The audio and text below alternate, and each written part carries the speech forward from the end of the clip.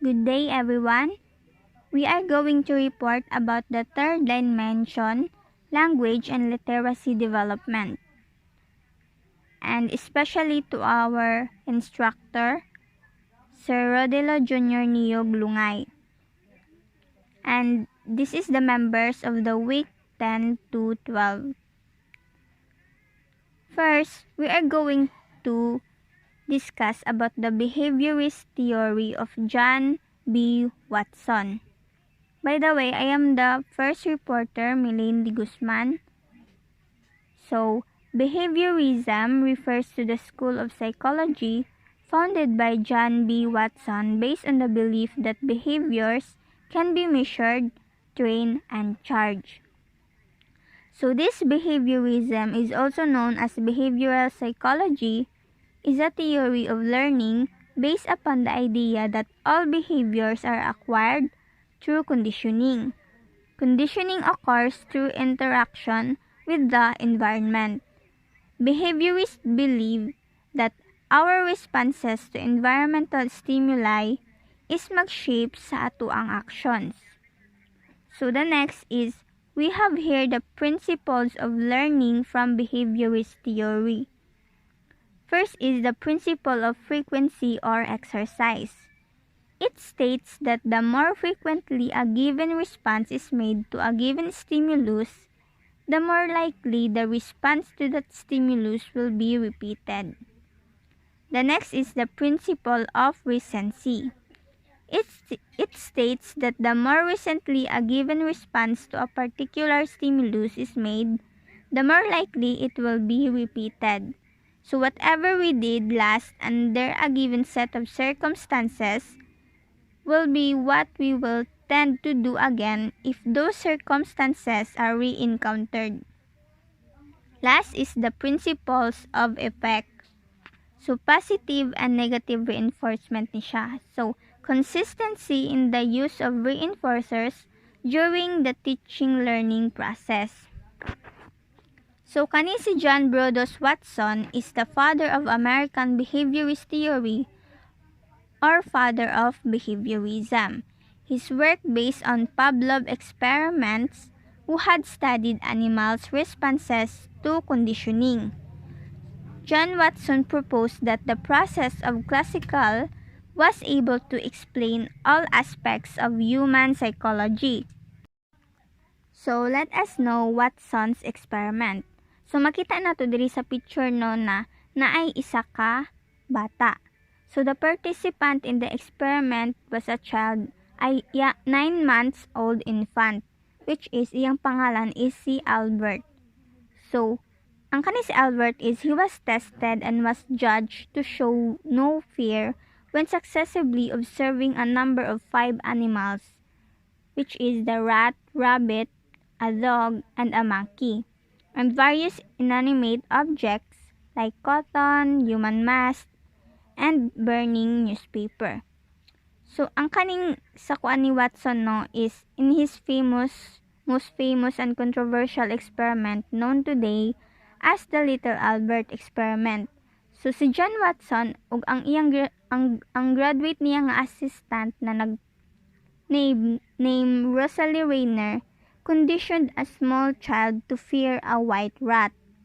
They accomplished this by repeatedly pairing the white rat with a loud frightening clanging noise.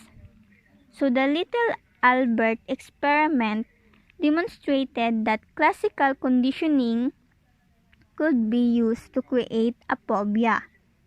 So a phobia is an irrational fear that is out of proportion to the danger. In this experiment, a previously unafraid baby was conditioned to become afraid of a rat. So si Watson ug si Rayner did not develop an objective means to evaluate Albert's reactions, instead of relying on their own subjective interpretations. The experiment also raises many ethical concerns. So little Albert was harmed during this experiment. He left the experiment with a previously non-existent fear. This experiment is considered very unethical the researchers failed to decondition Albert to the stimuli he was afraid of, which should have been done after the experiment. So Albert ended up passing away at the age of 6 due to the hydrocephalus, a condition that can lead to brain damage. So luoy kayo si Albert, no? So stage 1 before conditioning katong kay Albert is the boy initially showed no fear of any of the object he was shown. And stage 2 is tung during conditioning na, the next time Albert was exposed the rat, Watson made a loud noise by hitting a metal pipe with a hammer. And katong stage 3 na, tung after conditioning, naturally the child began to cry after hearing the loud noise. After repeatedly pairing to White Rat with the loud noise, Albert began to cry simply after seeing a rat. So, the progression results of the experiment is nagresult jud siya og fear kay Albert. So, the implication of Watson's theory is animal trainers, parents, and teachers, and many others make use of basic behavioral principles to help teach new behaviors and discourage unwanted ones. So, moving on, the next is classical conditioning theory ni Ivan Pavlov. It was proposed by a Russian psychologist Ivan Pavlov. According to this theory, behavior is learned by a repetitive associated between the response and the stimulus. So the classical conditioning theory is based on the assumption that learning is developed through the interactions with the environment. Also, the environment shapes the behavior and internal mental health, such as thoughts, feelings, emotions, do not explain the human behavior. So the next is the Pavlov's experiment. Before conditioning, ringing the bell, it is the neutral stimulus, caused no response from the dog. So placing the food, which is the unconditioned stimulus, in front of the dog, initiated salivation, which is the unconditioned response. So during conditioning, the bell was rung a few seconds before the dog was presented with food. After conditioning, the ringing of the bell, conditioned stimulus, alone produced salivation, which is conditioned response. So next is to test his theory. Pavlov set up an experiment, kanang naadira sa picture, in which he rang a bell shortly before presenting food to the dogs. At first, the dogs elicited no response to the bell. However, eventually, the dogs began to salivate at the sound of the bell alone. So, classical conditioning is learning through association and was first demonstrated by Ivan Pavlov. Pavlov showed that dogs could be conditioned to salivate at the sound of the bell if that sound was presented at the same time that they were given food. So the hypothesis is if dogs are susceptible to conditioned responses, which is drooling, then a dog who is regularly exposed to the same neutral stimulus, which is katong bell, before it receives food, will associate this neutral stimulus with the act of eating. So next is the elements of classical conditioning. First is the stimulus, something that exists in the surroundings or that is pretended. Next is the response, how the animal responds to the certain stimulus. So first is the unconditioned stimulus. Unconditionally, naturally, and automatically triggers a response. Second is the unconditioned responses. And learn response that occurs naturally in response to the conditioned stimulus. The third is the conditioned stimulus. Previously neutral stimulus that after becoming associated with the unconditioned stimulus eventually comes to trigger a conditioned response. The fourth is the conditioned response. Learned response to the previously neutral stimulus. So during the experiment of Pavlov, while studying the roles of the saliva in dog digestive process, Pavlov accidentally discovered the conditioned response. So the next will be reported by the next reporter, Jessa Empalintan. Everyone, I am Jessa Empolintan from BE Ed 1B, one of the reporter. So, who is Edward Lee Thorndike?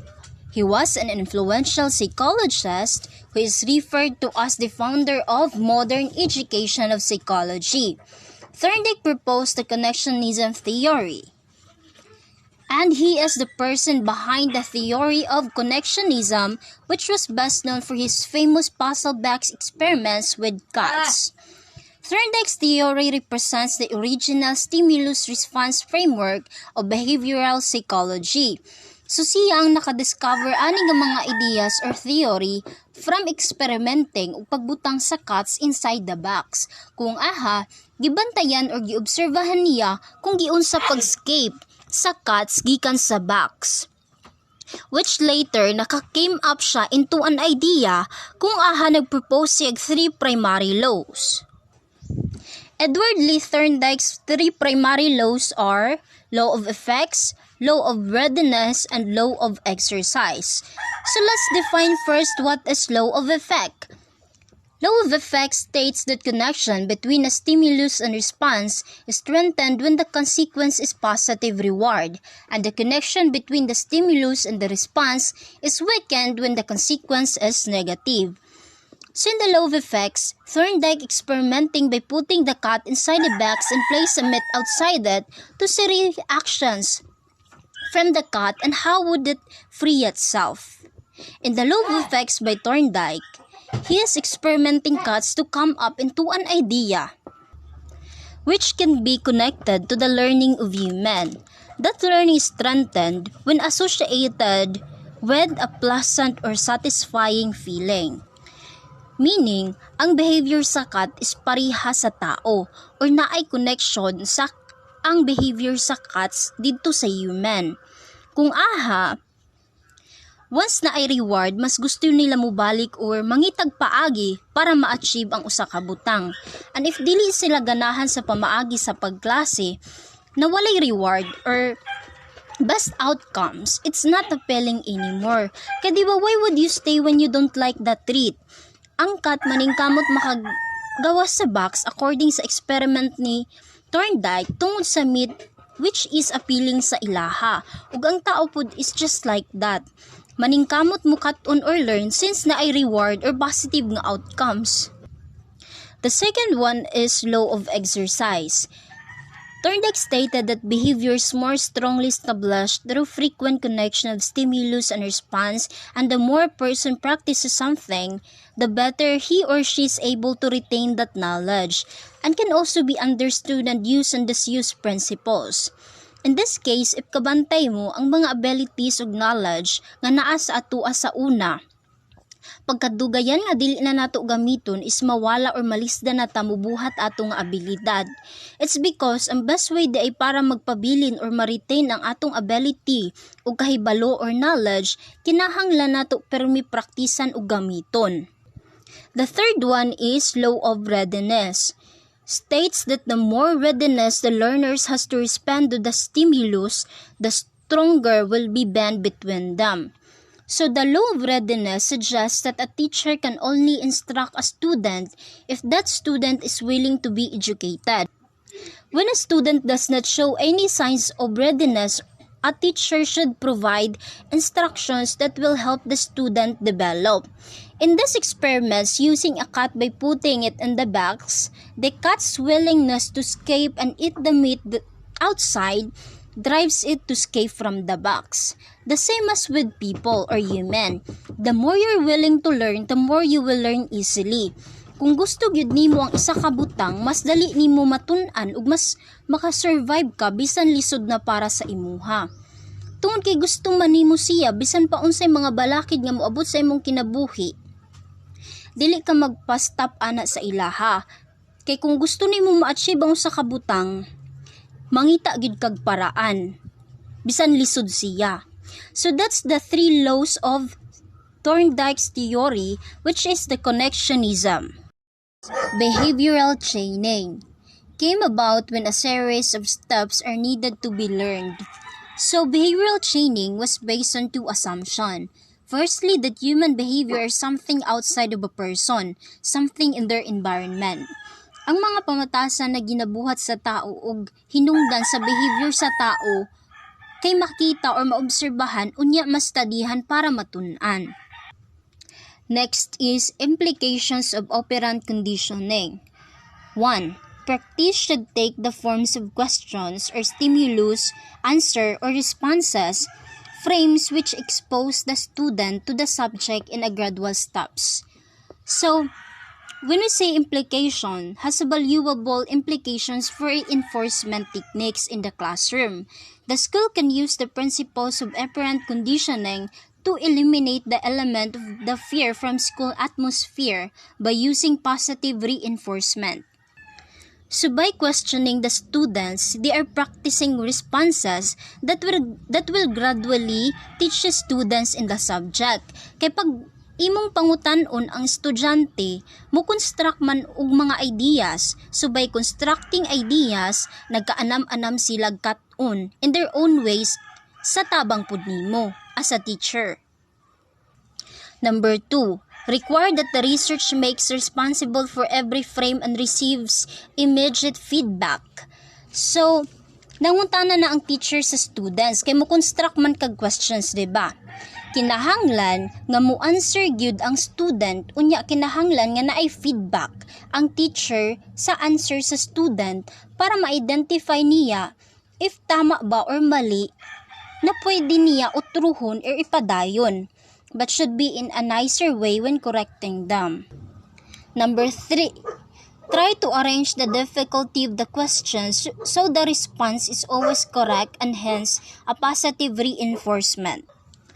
So dapat bisan lisod ang question kay dapat i-arrange ang pangutana gihapon para ang answer or tubag sa student is permi tama para mahimong positive reinforcement nga ganahan sila sigig balik-balik pag-answer o mo respond sa questions actively. Kay ganahan pa ba dayon na mo answer kung imuha nang gikuan gisupalpal nga mali, dili tama, diba? So dapat ang imong questions bisan lisod siya kay ang answer bisan baliktaron pa, ang answer niya is piminti tama. Para tama pod ang ilahang answer ug ang imuhang reinforcement is in positive way. 4. Ensure that good performance in the lesson is paired with secondary reinforcers such as verbal praise, prizes, and good grades. So kung nindot ang performance sa estudyante sa mga lesson, dapat pud hatagan og reward para ganahan sila mukat-on ug mo participate. Pwede nimo i-praise ilahang performance nga very good or very well said, hatagan og prizes if elementary students butangan og star ang kamot or hatagan og mga foods or dako pud na grado kung depende pud sa ilahang performance. There is Boris Frederick Skinner. So who is Boris Frederick Skinner? He believed in the stimulus-response pattern of conditioned behavior and whom proposed the theory of operant conditioning. He was an American psychologist, behaviorist, author, inventor, and social philosopher. In his theory, he says that a person is first exposed to a stimulus, which elicits a response, and the response is then reinforced.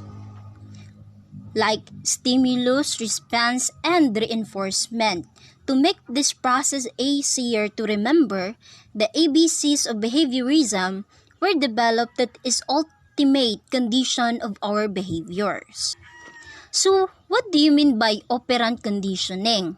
Operant conditioning is based upon the notion that is learning is a result of change in overt behavior. In Skinner's theory of learning, according to him, our behaviors are developed or conditioned through reinforcements. Operant refers to any behavior that acts on the environment and leads to consequences. Pasabot ang atong batasan sa pagbuhat og isa ka butang nga nindot og outcomes or consequences kay maoy gina-repeat og buhat. Ug ang atong batasan sa pagbuhat og butang nga dili maayo ang kalabasan kay dili na nato ginautro. Kay ganahan pa ba kamo utro kung giingnan na ka sa imuhang maestra nga mali na, dili na maayo, diba? Pero tong imuhang gibuhat or work nga nindot og response or feedback from the teachers ba or ginikanan, so you would tend to repeat that kind of behavior. Another, reinforcement. Reinforcement is anything that strengthens the desired response, which is a key element in Skinner's SR theory. Reinforcement is built on the assumption that behavior is influenced by its consequences. Kay diba, if nakabuhat tagdautan na dili maayo, so ginalikayan na nato na nabuhaton. Pero if nagbuhat tag maayo, so ato agyud gihapon siyang ipadayon. So ang ato ang behavior is naapektuhan gyud siya sa mga outcomes sa ato ang mga actions. Positive reinforcer is any stimulus that is given or added to increase the responses. A response or behavior is strengthened by rewards, leading to the repetition of desired behavior. Next is negative reinforcement. Any stimulus that results in the increase frequently of a response when it is withdrawn or removed. It can also be a method that can be used to help teach specific behaviors. Kung naagihan na nimo na action tapos dili maayo ang consequence, so dili na nimo i-repeat ang history. Kung dili, mangita kag lain alternatives para makorek ang mistakes na maka-learn pud ka. Like for example, if nabagsak ka sa una, di next time mag-study ka para dili na ka mabagsak. Another is non-reinforcement. Responses that one not interested are likely to be repeated. Occurs when the target behavior is exhibited and there is no response from the environment that could bring neither rewards or punishment. So kanis ang mga responses kung walay mga key elements nga mo strengthen sa desired response nga pwede mo result positively or negatively. Like for example, nakasala ka, nakabalo imong mama. Bisan kabalo siya, wala ka niya gikoreksyonan. Wala siya giingon sa imuha, wala siya feedback sa imuhang actions. So wala ka kabalo kung dayon pa ba nimo o undangon na. So mao na ang non-reinforcement. Walay respond gikan sa environment. Another, shaping of behavior is the successive approximation of the behavior. Sa shaping of behavior, na kay mga ipang-propose na alternatives para bag-uhon or i-molds ang batasan sa usa ka tao. Bata ba? Nga imuhang tudluan to learn from their mistakes. Or kung dili tama ang ilahang gi-respond, dapat i-korekto. Principles derived from Skinner's operant conditioning. The first one is behavior that is positively reinforced will receive occur. Intermittent reinforcement is particularly effective. So ang batasan sa pagbuhat og butang nga maayo kay gina-repeat og buhat sa student. Unya ang delivery of a reward at irregular intervals or intermittent reinforcement is particularly effective for the students to do their best in learning. The second one is information should be presented in small amount so that responses can be reinforced or shaping. So, ang mga informations or questions kay gamayon lang dapat para ang tubag kay ma-reinforce or matama dayon. Kay kung taason nimo ang pangutana, malibog na ang estudyante. Pag malibog na sila, dili na sila katubag sa imuhang pangutana, so unsang nimo pag-shape kung wala sila kasabot ug wala sila katubag sa imuhang question. Number 3. Reinforcement will generalization across similar stimulus or stimulus generalization, producing secondary conditioning.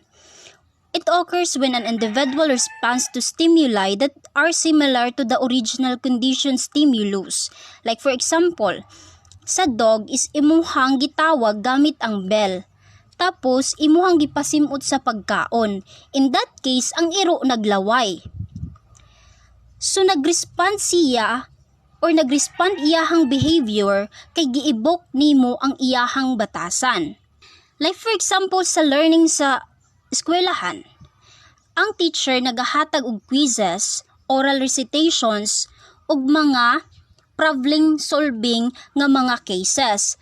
In that case, imuhang giibok ang mga abilidad sa students para makita kung kinsa ang nag-excel unsa ilahang batasan ug aha sila maayo. Kung makita na nimo aha sila nag-excel, imo nang mahatagan to nga student og reward or best outcomes ba sa ilahang pag-eskwela.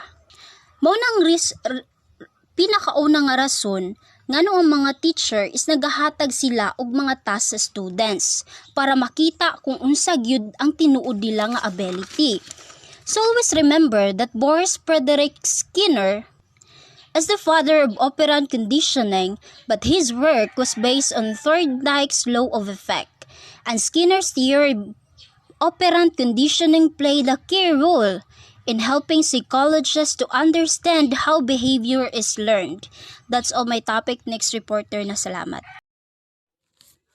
Good day. To continue, we'll discuss now the Bronfenbrenner's ecological theory. By the way, I'm Jaira Perez. The Bronfenbrenner's model is also known as bioecological systems theory, present child development within the context of relationship systems that comprise the child's environment.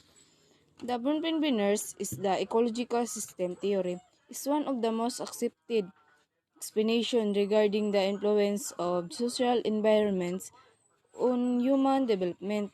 This theory argues that the environment you grow up in affects every patient of your life. There are 5 systems. First is the microsystems, the layer nearest the child. It comprises structure which the child directly interacts with. It includes structure just as one's family school and neighborhood. For example, the child is affected by the behavior and beliefs of the parents. However, the child is also affects the behavior and beliefs of the parents.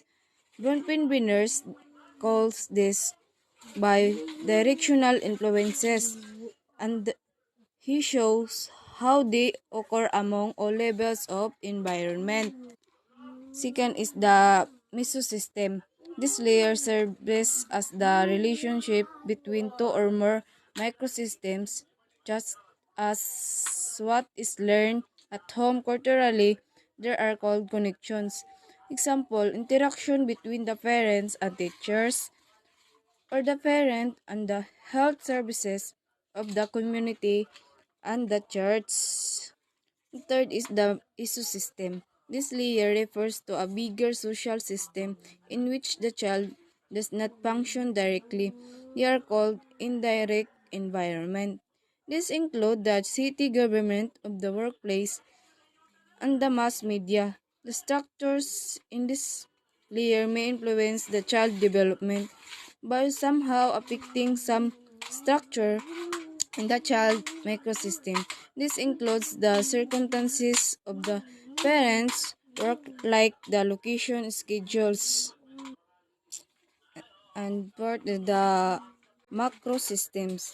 This layer is found in the outermost part in the child environment. It includes the cultural values, costumes, and laws. The belief system contained in one macro system permits all the interaction in the other layers and enriches the individual.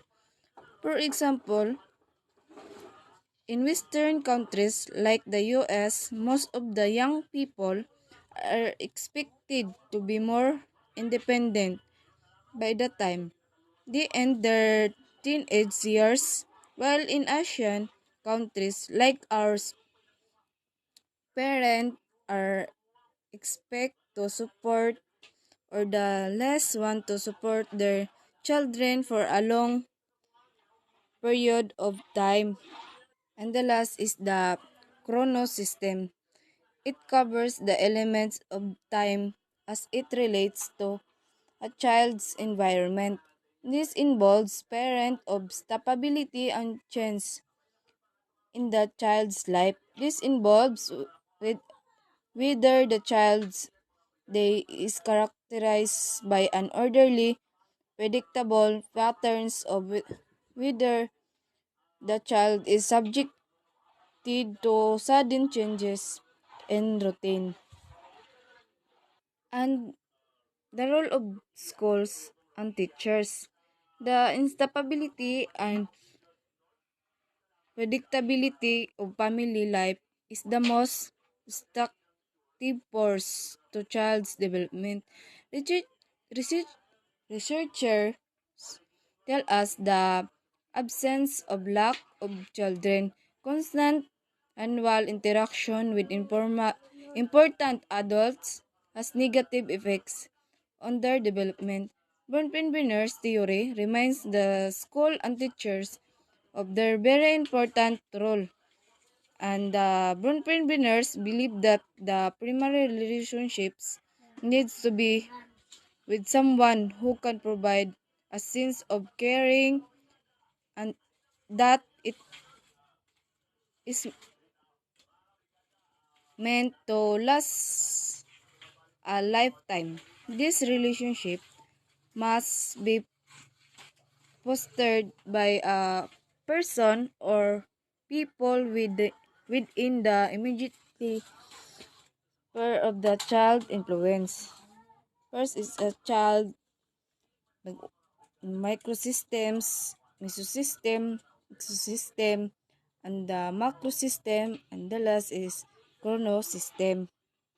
And that's all to my topic. Thank you. We're going to tackle about the nativist theory by Noam Chomsky. So what is nativist theory? Nativist theory is a set of theories that contend that human abilities and developmental process are innate and hardwired into our brain and birth. This theory informs beliefs about developmental process most closely associated with initial language acquisition, the ability to manifest itself without being thought. Noam Chomsky said that every child is born with a biological predisposition to learn language or any language. He also believed that greater attention should be given to children's innate ability to learn language. He came up with the idea of a language organ which is known as the language acquisition device or LED. The LED was the main idea of the nativist theory. It is a hypothetical tool hardwired into the brain of the children rapidly learn and understand language providing at birth. Because of this, children are born with the ability to understand the developed language. Child learn the rules of the language and use them to provide sentence. They have never heard to anyone or anywhere. It allows them to understand the rules of whatever language they are exposed to. And once the children is exposed to language, the LAD activates. So how LAD functions? First,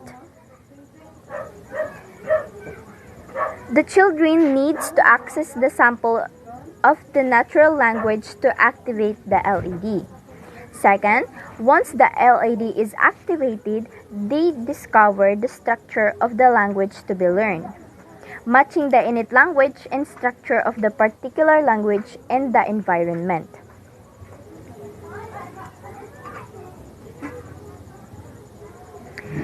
Sentences are formed in the following sequence: input, LAD, and output. In input, it has the primary language or the innate language that we have. Then once we acquire the language, LAD will be activated and it will be generated to form a phrase or a sentence. Then, as a result, the child will begin to speak or to command the words she or he formed during the LAD sequence. By saying that language is an innate faculty, Chomsky implies that children are born with a set of rules about the language in their head, which he calls the universal grammar. So, universal grammar is a set of innate principles and adjustable parameters that are common to all human languages. Focuses on the structural relationships rather than the linear order of words. For example, your cat is friendly. We all know that this phrase doesn't follow the subject of the verb agreement. However, we can still identify what does this question mean. In connections to that, the correct word to say is your cat friendly? Both questions have different constructions. However, we can still understand how or what this question all about.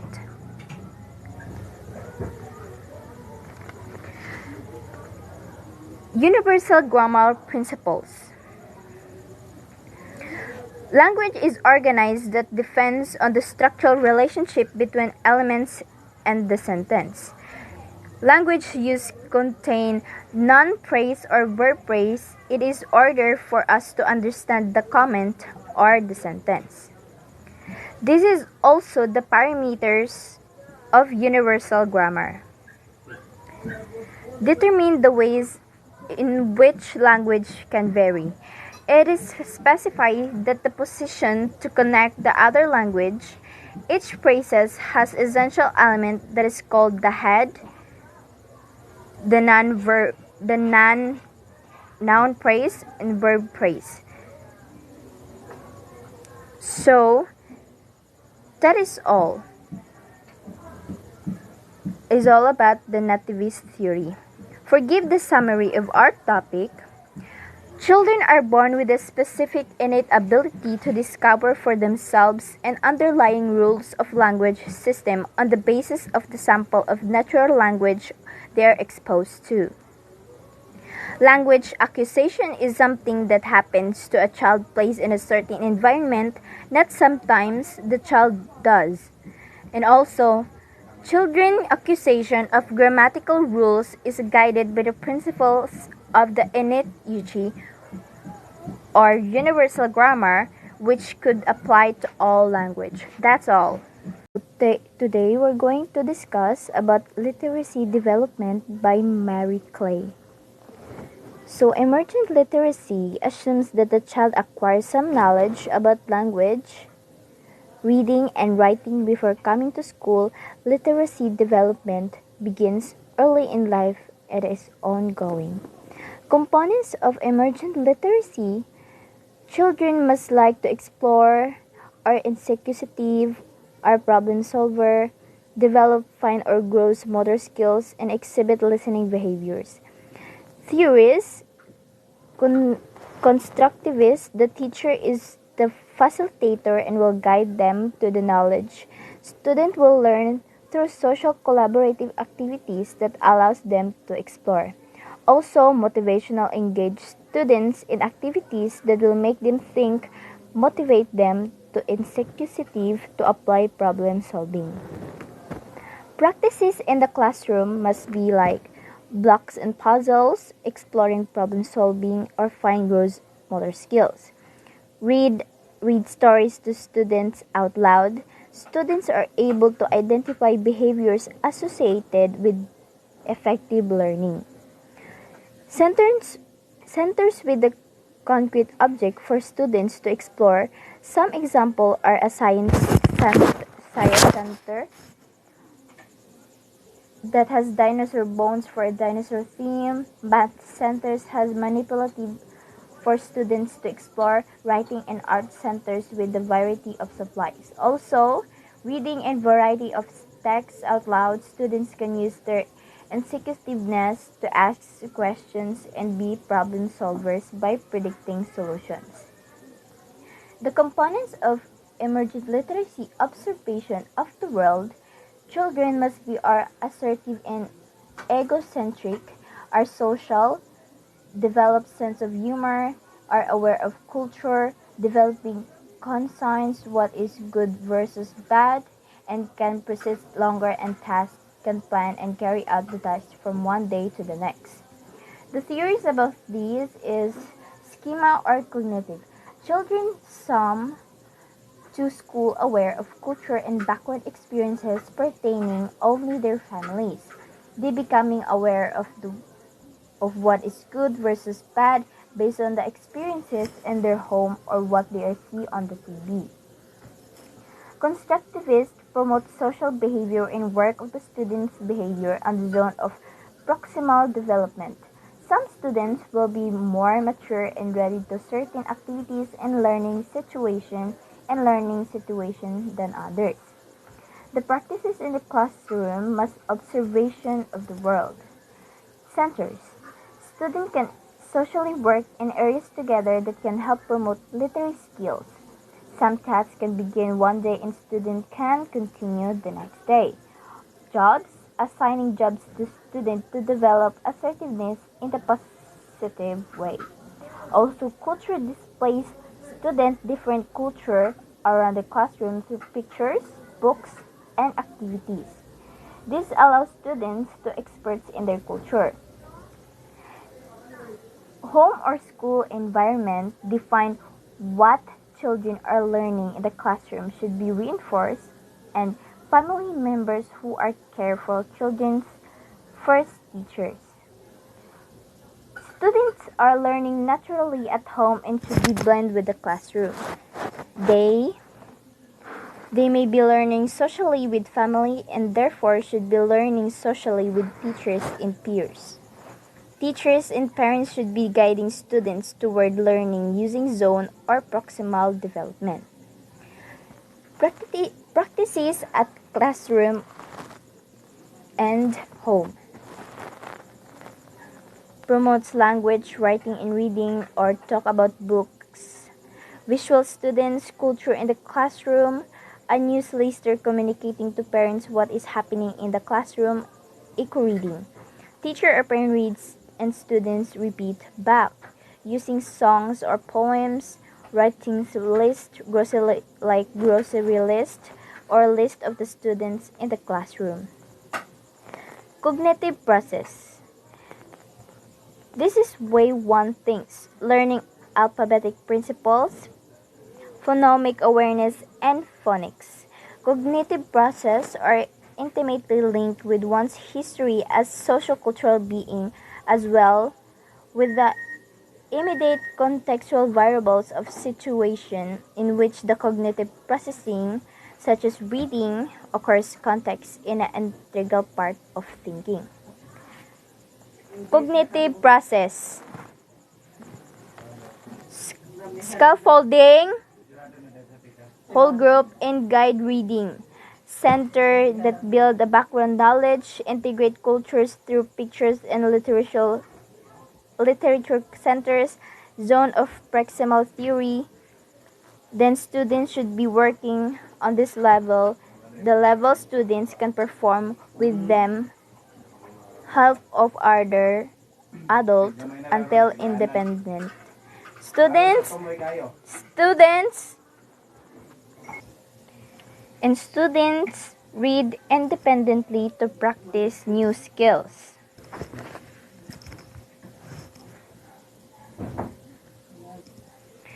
Language processes. Defined language is the understanding of the concept of the world. while children will construct or reconstruct language as they learn. Theory cognitive students' language develops through activities, and constructivists acquiring language through active and social process. Behaviorists will learn through imitation. Practices at home and classroom by language processes should be body reading, sharing, teaching modeling centers, shared reading, collaborative decision with a small group or a whole group, and role playing. So that's all for our report. Thank you and God bless.